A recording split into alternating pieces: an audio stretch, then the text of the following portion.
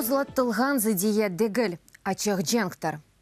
Бөлелікнен Америка Қошма Штатларының Украина меселелерінден махсус темселжесі Донбасс вазиетіні изатлады. Бұндан соң шыны қайт етті ки, олаятқан адиселер ватандашлық зидиеті дегіл, бұл Русияның Украинаға қаршы истелясыдыр. Ве Америка Қошма Штатларында бұнан лайлар. Хатырлатам, Курт Волкер Украинада Америка Қошма Штатларының элчісі Мария Йованович ве Америка етінің азаларының ато зонасына барып келді.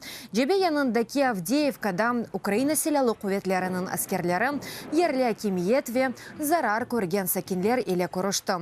Мұсаферлер арби әрекетлер вақтында арби бөліклеріні идаре туф хусусиетіні огренді.